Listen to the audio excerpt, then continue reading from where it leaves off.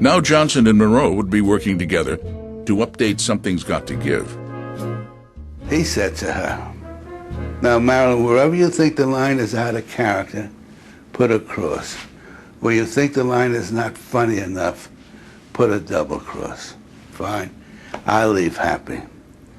I don't hear from him for a week. I call her analyst, Romy, and I said, "What is the problem?" And he said, "Why did Nunley use the word double cross?" I said, "What do you mean?" He said, Nunley once gave her a picture which she turned down, and she now thinks he's going to get back at her. But despite her fears, Marilyn slowly came to trust Johnson. She loved his witty interpretation of the story, as did producer Henry Weinstein.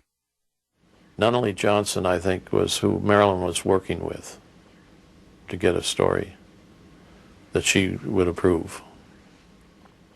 I don't know whether they were keeping Cukor involved. One of the mistakes I made was I didn't confer with Cukor, which I should have done. It may have saved me problems towards the end. I was reluctant to do so because Cukor was working with Gene Allen, and I just thought I would undercut all of that. Cukor was furious to be left out of the meetings. He felt that Johnson's version strayed too far from the original charm of My Favorite Wife. Within 2 months, Nunley Johnson was replaced with a writer named Walter Bernstein. Johnson had written a script, and I have no idea whether he then had, whatever reason he had left it, whether he had died or whether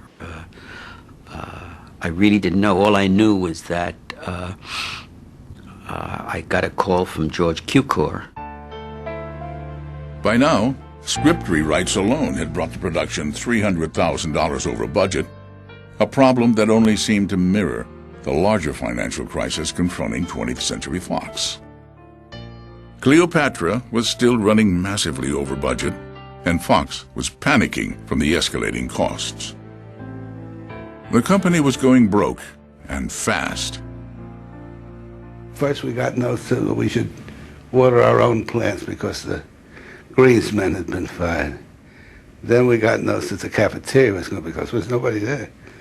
So I said, "Don't worry about it, I'm eating my plants." It's true. I mean, there was no, it was like a ghost town. A dark cloud seemed to hover over the production of Something's Got to Give, and Marilyn Monroe now had more to accomplish and more to prove than ever before.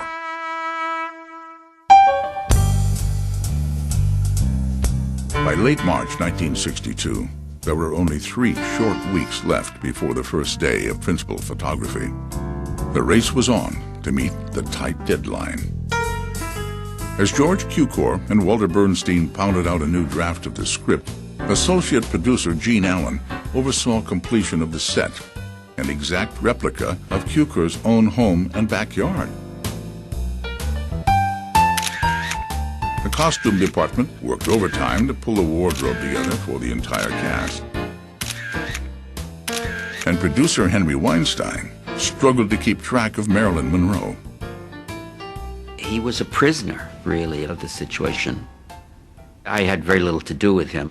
His main preoccupation was Marilyn, how to get her there, how to keep her working, and it was thankless. It was just a thankless job.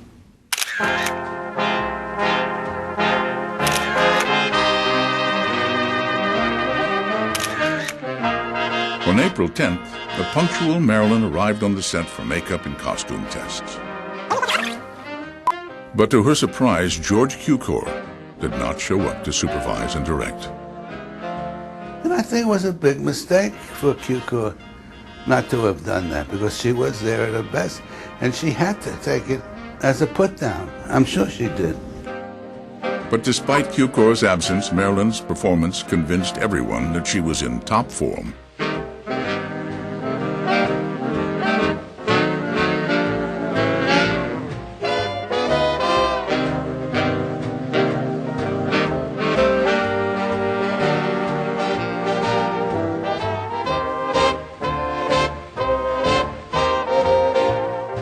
I was so happy because they were brilliant. I mean, she looked extraordinary. She was at her best.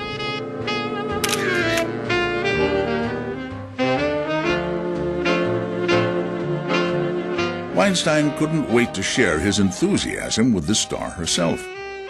But when Marilyn was several hours late for their scheduled meeting, the producer raced over to her home in nearby Brentwood. When I come there and she's spread across her bed, practically nude, and really out. So I called Romy up, and then we called her internist, and they came running over.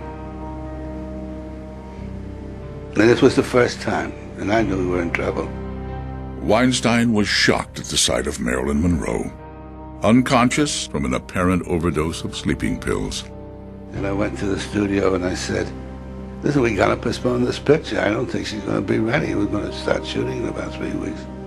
And he said, what happened? She said, oh, no, you're being melodramatic. I said, I tell you, the girl is not able to do this yet. I said, if I came and told you she just had a heart attack, what would you do? She said, well, we would wait.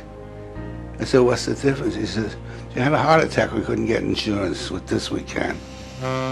They felt that she was an somewhat out of control, but still very bankable movie star. And whatever personal problems she had, they felt could be dealt with.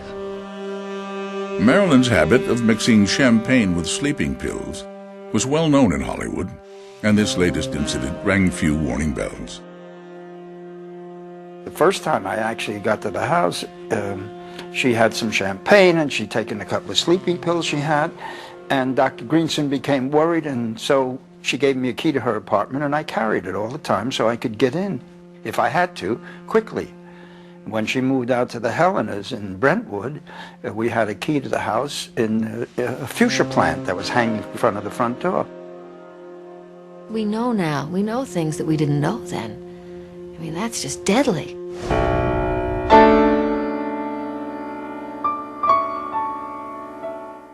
Marilyn had grown dependent on sleeping pills during her rise to fame in Hollywood.